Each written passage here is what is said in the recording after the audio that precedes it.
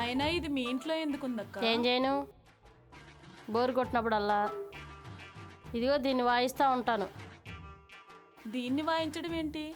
ఇంకేం చేయను మరి, నేను వాయించడానికి ఎవరు లేనప్పుడు. అదేంటక్క, నీకు బోల్డంత మంది బాయ్ ఫ్రెండ్స్ ఉన్నారు, దీంతో నీకు పనేముంది?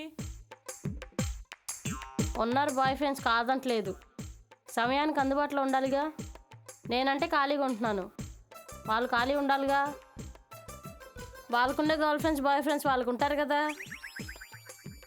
వాడెళ్ళి దేన్నో దెబ్బేస్తాడు, ఫోన్ చేసి రమ్మంటే వాడాడొస్తాడు, ఇంకా ఆడి పని అక్కడికే అయిపోద్ది.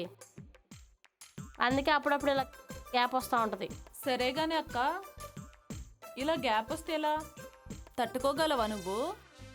ఏం చేస్తాను, తప్పుద్దా మరి చెప్పు. ఎవరన్నా వస్తే ఇలా కవర్ చేస్తా. అవునా, అదెలా అక్క? ఏముంది, సింపుల్. మీ బావ వచ్చాడు కదా, 12 దాకా డ్యూటీ చేస్తాడు, పడుకుంటాడు కదా సోయి లేకుండా. అప్పుడు పైన సురేష్ ఉన్నాడు, ఆయన లేపుతాను.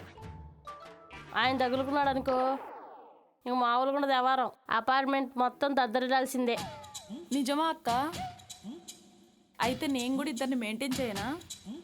చేయవే బాబు, చేస్తేనే బాగుంటుంది. ఒకరితో ఏం సాటిస్ఫై అవుతామే. నీకు మాట చెప్తున్నా విను, నీకు పెళ్ళై 2 ఏళ్ళు అయింది, గట్టిగా అనిపించింది ఎప్పుడే. అదేనక్క, మొన్న నువ్వు చెప్పావు కదా, అట్లా ఫాలో అయ్యాకే చాలా హ్యాపీగా ఫీల్ అయ్యాను. నీకు మాట చెప్తున్నా విను.